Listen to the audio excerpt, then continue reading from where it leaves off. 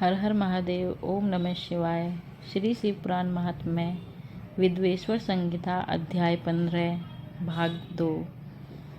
स्त्री हो या पुरुष, जो भी भूखा हो वही अन्नदान का पात्र है।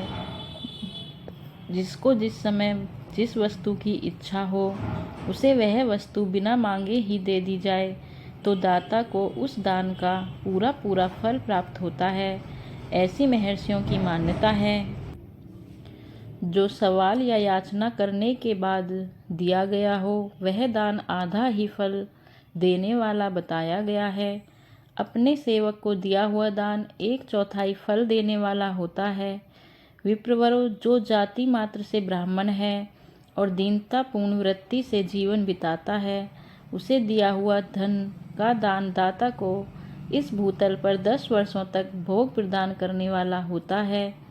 वही दान यदि वेदवेत्ता ब्राह्मण को दिया जाए तो वह स्वर्गलोक में देवताओं के वर्ष से 10 वर्षों तक दिव्य भोग देने वाला होता है। शील और उच्च वृत्ति से लाया हुआ और गुरु दक्षिणा में प्राप्त हुआ अन्न धन शुद्ध द्रव्य कहलाता है। उसका दान दाता को पूर्ण फल देने वाला बताया गया है। क्षत्रियों का शौर्य से कमाया हुआ, वैश्यों का व्यापार से आया हुआ और शूद्रों का सेवानिवृत्ति से प्राप्त किया हुआ धन भी उत्तम द्रव्य कहलाता है। धर्म की इच्छा रखने वाली स्त्रियों को जो धन पिता एवं पति से मिला हुआ हो उनके लिए वह उत्तम द्रव्य है। गौ आदि 12 वस्तुओं का चैत्र आदि 12 महीनों में क्रमशः दान करना चाहिए। गौ, भूमि, तिल, सुवर्ण, घी, वस्त्र, धान्य, गुड़, चांदी, नमक, कोहड़ा और कन्या, ये ही वे 12 वस्तुएं हैं।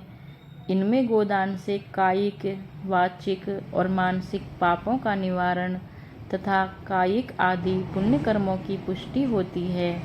ब्राह्मणों, भूमि का दान इहलोक और परलोक में प्रतिष्ठा, आश्रय की प्राप्ति कराने वाला है। तिल का दान बलवर्धक एवं मृत्यु का निवारक होता है। सुवर्ण का दान जठराग्नि को बढ़ाने वाला तथा वीर्यदायक है। घी का दान पुष्टिकारक होता है। वस्त्र का दान आयु की वृद्धि कराने वाला है, ऐसा जानना चाहिए। धान्य का दान अन्न धन की समृद्धि में कारण होता है। गुड़ का दान मधुर भोजन की प्राप्ति कराने वाला होता है। चांदी के दान से वीर्य की वृद्धि होती है। लवण का दान षड्रस भोजन की प्राप्ति कराता है। सब प्रकार का दान सारी समृद्धि की सिद्धि के लिए होता है। विज्ञ पुरुष कूष्मांड के दान को पुष्टिदायक मानते हैं। कन्या का दान आजीवन भोग देने वाला कहा गया है। ब्राह्मणों, वह लोक और परलोक में भी संपूर्ण भोगों की प्राप्ति कराने वाला है। विद्वान पुरुष को चाहिए कि जिन वस्तुओं से श्रवण आदि इंद्रियों की तृप्ति होती है उनका सदा दान करें। श्रोत्र आदि 10 इंद्रियों के जो शब्द आदि 10 विषय हैं उनका दान किया जाए तो वे भोगों की प्राप्ति कराते हैं तथा दिशा आदि इंद्रिय देवताओं को संतुष्ट करते हैं।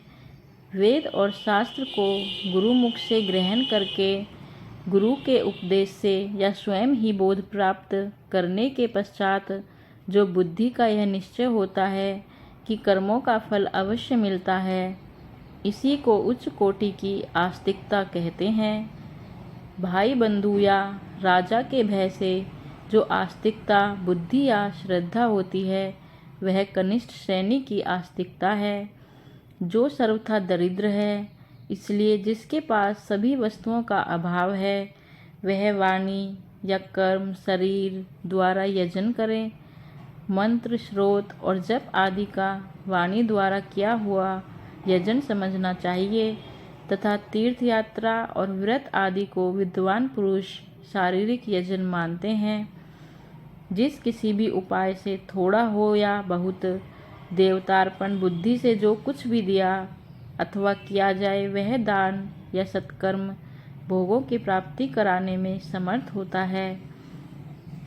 तपस्या और दान ये 2 कर्म मनुष्य को सदा करने चाहिए तथा ऐसे ग्रह कर दान करना चाहिए जो अपने वर्ण, चमक दमक या सफाई और गुण, सुख सुविधा से सुशोभित हो। बुद्धिमान पुरुष देवताओं की तृप्ति के लिए जो कुछ देते हैं वह अतिशय मात्रा में और सब प्रकार के भोग प्रदान करने वाला होता है। उस दान से विद्वान पुरुष इहलोक और परलोक में उत्तम जन्म और सदा सुलभ यज्ञ, दान आदि कर्म करके मनुष्य मोक्ष होने वाला भोग पाता है। ईश्वरार्पण बुद्धि से फल का भागी होता है। श्री शिव पुराण महात्म्य विद्वेश्वर संहिता अध्याय 15 भाग 2 समाप्त।